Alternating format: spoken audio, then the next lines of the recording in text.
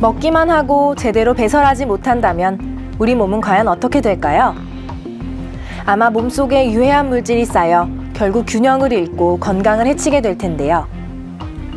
그래서 이러한 노폐물을 걸러 우리 몸에 유해한 물질이 쌓이지 않도록 해주는 기관이 있습니다. 강낭콩 모양의 파처럼 붉은 빛을 닮았다 해서 콩팥이라 불리는 생명의 필터, 바로 신장입니다.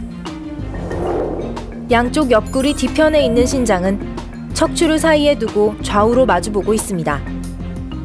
보통 성인 주먹만한 크기의 신장은 길이 약 10cm, 너비 5cm, 두께 3cm 정도이며 무게는 양쪽 신장을 모두 합쳐서 약 150g 정도 됩니다. 그럼 신장은 구체적으로 어떤 일들을 할까요? 무엇보다 가장 중요한 역할은 소변을 만드는 일인데요. 신장에서 만드는 소변의 양은 하루 1에서 1.5리터 정도 되는데 신후 요관을 거쳐 방광에 저장됐다가 요도를 통해 몸 밖으로 배출됩니다. 신장 내에서도 이 일을 주로 수행하는 곳은 안쪽에 위치해 있는 100만 개의 네프론인데요. 이 네프론은 다시 사구체와 세뇨관으로 구성되어 있습니다. 사구체는 작은 모세혈관이 실타래처럼 엉켜있는 구조로 노폐물을 거르는 채와 같은 역할을 하며 여과 작업을 담당합니다. 사구체에서 혈액 중의 수분과 노폐물을 걸러 만들어진 소변은 세뇨관이라는 가늘고 긴 관을 통과하면서 수분이 흡수돼 농축되기도 하고 필요한 성분은 다시 몸속으로 재흡수되기도 합니다.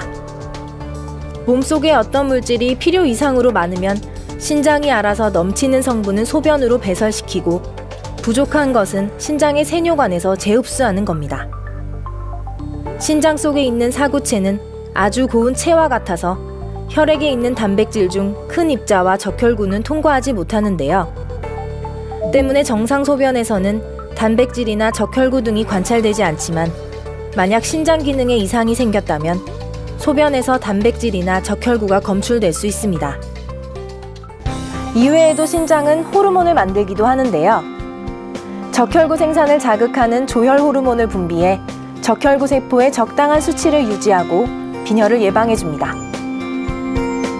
또 신장은 혈압 조절에 필요한 호르몬을 분비해 혈압을 조절하고 뼈의 대사에도 관여를 하는데요. 뼈를 튼튼하게 유지하는 비타민 D를 활성화시켜 우리 몸에 칼슘 성분이 잘 전달될 수 있도록 돕습니다. 이처럼 신장은 우리 몸의 균형을 아주 세밀하게 조율하는 일을 맡고 있기 때문에 신장에 문제가 생기면 몸 안에 독소가 쌓이고 몸의 균형이 깨지게 됩니다. 그래서 신장에 이상이 생기면 식욕이 줄고 쉽게 피로감을 느끼는 겁니다. 보통 눈과 얼굴 등 몸이 붓는다든지 소변량에 변화가 생기거나 밤에 소변 보는 일이 잦아지고 전해질 불균형과 함께 빈혈 증상이 생길 수 있으며 혈압이 높아지고 소변에서 혈액이나 거품 등이 관찰되곤 합니다.